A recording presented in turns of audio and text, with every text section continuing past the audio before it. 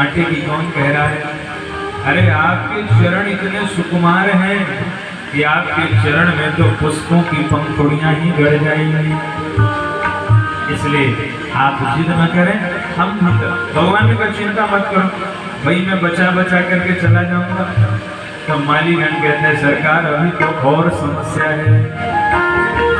तज तज कुसुम मधुप मतवारे, तज तज कुसुम मधुप मतवारे, मुख पंकज प्रेम रही है राम जी विनती सुनो। पंकज प्रेम रही है राम जी विनती सुनो। बगिया बिच जान न दही है राम जी विनती सुनो। बगिया बिच जान न दही है राम जी विनती सुनो। मालीगण कहते हैं प्रभु अभी तो और समस्या है। आप अगर भीतर चले जाएंगे तो ये जो भंवरे पुष्पों पर पराग का पान कर रहे हैं, ये भंवरे पुष्पों को छोड़ करके आपके मुखमंडल पर ही मंडराने लगेंगे। भगवान ने कहा भाई ऐसा मेरे मुख में क्या है? अरे प्रभु आप नहीं समझ रहे हैं क्या? बोले ये भंवरे तो एक ही कमल में लगते हैं और आपके मुख में तो कमल में कमल खिला हुआ है। कैसे? आपका मुख कमल और आपके मुख कमल में दो दो नेत्र कमल, नयन कमल। जब इतने कमलों को ये भंवरे देखेंगे तो ये पुष्पों को छोड़ करके आपके मुखमंडल पर ही मंडराने लगेंगे। भगवान ने समझाया देखो ऐसा कुछ नहीं होगा, आप हमें भीतर जाने दीजिए। मालीगण कहते हैं सरकार अभी तो और समस्या है। अब लक्ष्मण जी को क्रोध आ रहा है कि एक ना एक समस्या ही गिनाए जा रहे हैं, एक ना एक समस्या ही गिनाए जा रहे हैं। बोले अब क्या समस्या है?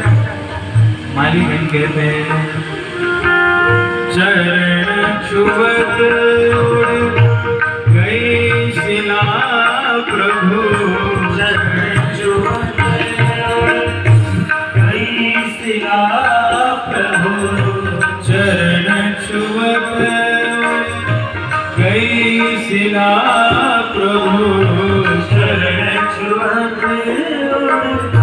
गई शिला प्रभु, कर छुअत बिटप उड़ गई है राम जी विनती सुनो। कर छुअत बिटप उड़ गई है राम जी विनती सुनो। प्रभु हमने सुना है कि आपके चरण रज के स्पर्श से एक पत्थर की शिला नारी बन गई। जब आपके चरणों का ऐसा प्रभाव है तो आपके हाथों का कैसा होगा? और जब आप अपने हाथों से इन पौधों का स्पर्श कर दोगे ये सारे पौधे आसमान में उड़ जाएंगे, हमारी वाटिका सुन्नी हो जाएगी, हमारा काम धंधा चौपट हो जाएगा। भगवान ने कहा भाई हमको जाने दो। देखो अगर हमारे स्पर्श करने से एक भी पौधा आकाश में उड़ेगा तो हम दूसरे को छुएंगे ही नहीं, हमको जाने दो। अरे बोले प्रभु अगर आप जाओगे आपके चरण सीढ़ियों से तो आप नीचे जाओगे और सीढ़ियां हैं पत्थर की और सब नारी बन जाएंगे, सीढ़ी भी गायब हो जाएगी, हम नहीं जाने देंगे आपको। भगवान ने कहा कोई समाधान है? एक समाधान। अब समाधान सुनिए मालियों का, क्या समाधान है? जब बोलोगे सिया जो की जय, जब बोलोगे सिया जो की जय, जब बोलोगे सिया जो की जय, जब बोलोगे सिया जो की जय, तब ही प्रभु प्रवेशन पई है।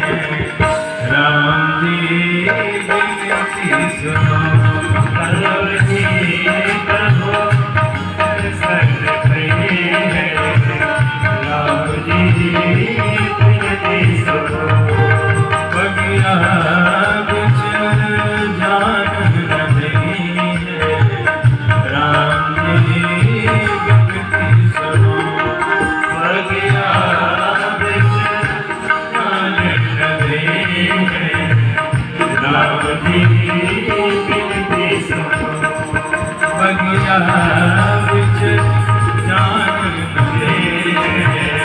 राम जी विनती सुनो, बगिया बिचर जान नहीं है। राम जी विनती सुनो, राम जी विनती सुनो, राम जी विनती सुनो। बोले भक्तवत्सल भगवान की जय। दोनों भैया प्रसन्न हो गए, मुस्कुराने लगे और भगवान का वाटिका में प्रवेश हुआ। वाटिका में जब भगवान का प्रवेश हुआ तो भगवान ने प्रवेश करके चारों तरफ देखा। चारों ओर क्यों देखा? संत जन कहते हैं भगवान चारों ओर इसलिए देख रहे हैं कि मानो चार प्रकार के भक्त वहां पर आए हुए हैं। आर्त, अर्थार्थी, जिज्ञासु और ज्ञानी। अथवा जो रसिक संप्रदाय के संत हैं वो कहते हैं भगवान चारों ओर क्यों देख रहे हैं? बोले चारों ओर इसलिए देख रहे हैं कि किशोरी जी का कहीं अता पता नहीं चल रहा है। सीता जी अभी आई नहीं, इसलिए भगवान चारों ओर देख रहे हैं और पुष्पों का चुनाव कर रहे हैं। और पुष्पों का चुनाव भी भगवान कैसे कर रहे हैं? भगवान अपने दोने को लेके जाते हैं और जैसे ही किसी पुष्प के नीचे भगवान अपना दोना करते हैं तो अपने आप फूल टूट करके डलिया में गिर जाता है। अपने आप वो फूल भी सोचता है कि प्रभु कितने सुकुमार हैं, कहीं मुझे तोड़ने में इनको कष्ट न हो जाए। इसलिए जैसे ही भगवान डलिया लेकर के आगे जग करते हैं वैसे ही फूल टूट करके भगवान की डलिया में गिर जाता है। देखिए पुष्प वाटिका का ये जो प्रकरण है ये बड़ा ही गंभीर है। जो महत्व श्रीमद् भागवत जी में रास पंचाध्यायी का है वही महत्व श्रीमद् रामचरितमानस में पुष्प वाटिका प्रसंग का है। 18 पुराणों का जो सार है श्रीमद् भागवत, भागवत जी का भी सार क्या है? दसम स्कंद। दसम स्कंद का भी सार क्या है? बोले पूर्वार्ध। पूर्वार्ध का भी सार क्या है? तो कहा रास पंचाध्यायी। और रास पंचाध्यायी का सार है गोपी गीत। तो जो महत्व श्रीमद् भागवत जी में रास पंचाध्यायी का है वही महत्व श्रीमद् रामचरितमानस में पुष्प वाटिका प्रसंग का है। भगवान पुष्पों का चयन कर रहे हैं और उसी समय किशोरी जी का वाटिका में प्रवेश हो जाता है। भोले सीता मैया की जय। सर्वप्रथम सीता माता का प्रवेश हो रहा है। गोस्वामी जी लिख रहे हैं, नहीं अवसर सीता तह आई, अवसर सीता तह आई, गिरिजा पूजन जननी पठाई, गिरिजा पूजन जननी पठाई, गिरिजा पूजन जननी पठाई, गिरिजा पूजन जननी पठाई, नहीं अवसर सीता नहीं अवसर सीता उसी समय कहीं अवसर, उसी समय सीता माता का वाटिका में प्रवेश। और किशोरी जी के संग में कौन है? सखियां हैं। सीता माता अपनी सखियों को लेकर के आई और सर्वप्रथम सीता माता ने आकर के सरोवर में स्नान किया। पहले वाटिका में आई और वाटिका में आकर के फिर सरोवर में स्नान किया और सरोवर में स्नान करके फिर पार्वती माता के मंदिर में गई और उनसे अपने अनुरूप वर की याचना की।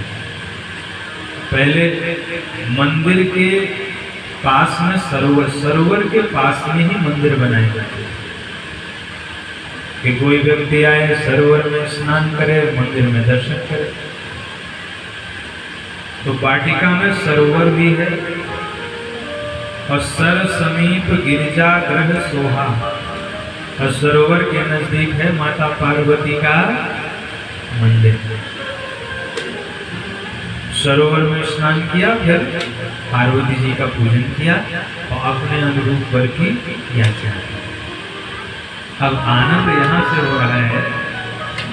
उसी समय क्या हुआ, एक सखी जो है वह सीता माता से भटक करके दूर चली गई।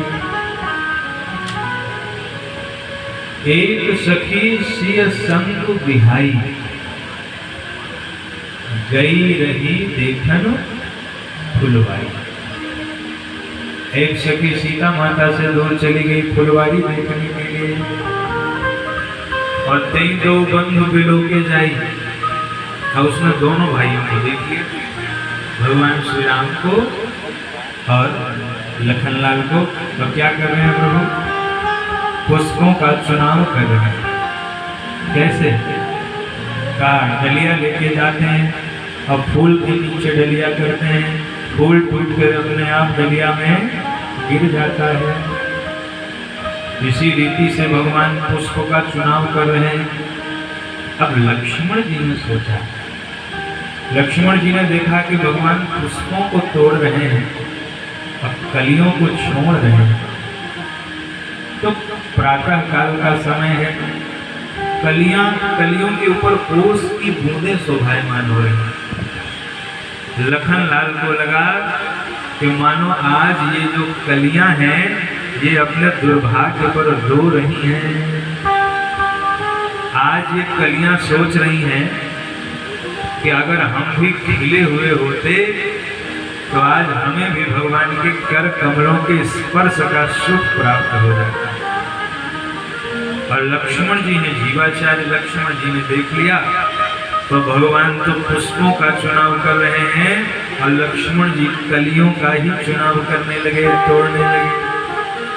कलियों को इकट्ठा किया और कहा, प्रभु इस पुष्प वाटिका में मैं आज आपका श्रृंगार करना चाहता हूँ।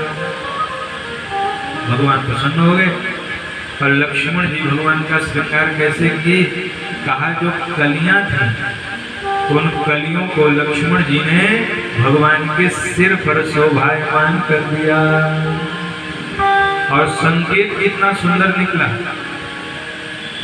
कि जो विकसित है, जो पूर्ण है, जो ज्ञानी है, उनको तो भगवान के कर कमलों का स्पर्श का सौभाग्य मिलता है, लेकिन जो अधखिले हैं, अज्ञानी हैं और जो अपने को अज्ञानी मान लेते हैं, ऐसे लोगों को तो भगवान अपने शीश पर भी धारण करने में कोई संकोच नहीं करते। ठाकुर जी ने शीश पर धारण किया और उसी समय वह सखी इस दृश्य को देख रही है। किस दृश्य को? कि लक्ष्मण जी जो है भगवान का अद्भुत श्रृंगार कर रहे हैं। और जैसे ही उस सखी ने देखा, देखते ही प्रसन्न चित्त हो गई, नेत्रों से प्रेमाश्रु बरस पड़े और सोचने लगी कि चल करके मैं सीता जी को जल्दी से बताऊंगा, मैं जल्दी किशोरी जी को इनके आगमन का समाचार दूंगा। देखो, जब कोई ज्यादा खुशी मिल जाए ना अकस्मात, तो मन करता है किसी अपने को बता दिया जाए। इसलिए किसी दिन जब ज्यादा खुशी मिलती है तो जिससे हम सबसे ज्यादा प्रेम करते हैं, सबसे पहले, और वो अगर नजदीक ना हो तो फोन लगा लेगा। खुशी की बात व्यक्ति अपने प्रिय से ही बांटना चाहता है। तो अच्छा, एक आनंद देखिए, सीता माता क्या कर रही हैं? पूजा। ये सखी क्या करने आई थी? घूमने। पूजा करने वाले को राम जी नहीं मिले और घूमने वाले को राम जी मिल गए। अब इससे ये संकेत मत लगा लेना कि पूजा बंद करके घूमना ही चालू कर दें। ये घूमने से ही राम जी मिलते हैं तो हम भी घूमे। बोले नहीं नहीं, ये है भगवान की कृपा। इसी को कहते हैं कृपा। ये कब होगी, कहाँ होगी, कैसे होगी, किस पर होगी, ये किसी को पता नहीं है। ये हरि की कृपा है। इसको गुणाक्षर न्याय से समझते हैं। गुणाक्षर न्याय क्या है? जैसे आपने लकड़ी रखी थी और लकड़ी में घुन लग गया, तो घुन लगने से उसमें अकस्मात ओम बन गया। क्या बन गया? ओम। अब आप सोचो मैं ऐसा ही ओम दूसरी भी लकड़ी में बनवाऊंगा, बोलो संभव है? अरे वो बनना था, बन गया। अब आप पंचलों लकड़ी में टनों लकड़ी खराब कर दो, लेकिन जरूरी नहीं है कि उसमें वैसा ही ओम फिर से बनेगा। इसी को गुणाक्षर न्याय कहते हैं। और भगवान की कृपा गुणाक्षर न्याय से ही होती है। अब वो सखी दौड़ती दौड़ती किशोरी जी के पास में आई और कहती, अरे देवी तुम पूजा कर रही हो? अरे दो राजकुमार बगीचे को देखने के लिए आए हुए हैं। अब सब सखियां उसी को देखने लगी। वो जो सखी हैं उससे सबने पूछा कौन आए हुए हैं? तो उसने उत्तर दिया, देखन बाग कुंवर दोई आए, देखन बाग कुंवर दोई आए, भय किशोर सब भांति सुहाए, भय किशोर सब भांति सुहाए, श्याम गौर किन कहाँ बखानी, श्याम गौर किन कहाँ बखानी, गिरा नयन वेणुवाणी, गिरा नयन वेणुवाणी, गिरा नयन वेणुवाणी, गिरा नयन वेणुवाणी। दो बच्चे को देखने आए हैं। तो सखियां कहती हैं इसमें कौन सी बड़ी बात, आए हैं तो आए, अरे नहीं नहीं, देखन बाग कुंवर दुई आए, ये तो सामान्य बात, ठीक है। वह किशोर, अरे देवी किशोर अवस्था के हैं, तो क्या हुआ, नहीं नहीं, सब भांति सुहाए, वो सब प्रकार से सुंदर है। अब किशोरी जी के मन में आया कि अरे सब प्रकार से सुंदर तो हमारे परमात्मा ही हो सकते हैं। अच्छा कितने सुंदर हैं बता, कहती यही तो समस्या है, बता नहीं सकती। जिन नेत्रों ने उनको देखा है उन नेत्रों के पास वाणी नहीं है, और जिस वाणी से उनके गुणों का गायन करूंगी उस वाणी के पास नेत्र नहीं है, तो मैं कैसे बताऊं वो कैसे है। ब्रह्म अनिर्वचनीय है। और आज सखी ने चरितार्थ किया, वो कह रही है क्या हमारे ऊपर तो ऐसा जादू चलाया है कि अब तो कुछ बोला ही नहीं जाता। बोल भक्त वत्सल भगवान की जय। हम पर चलाई गयो टोना,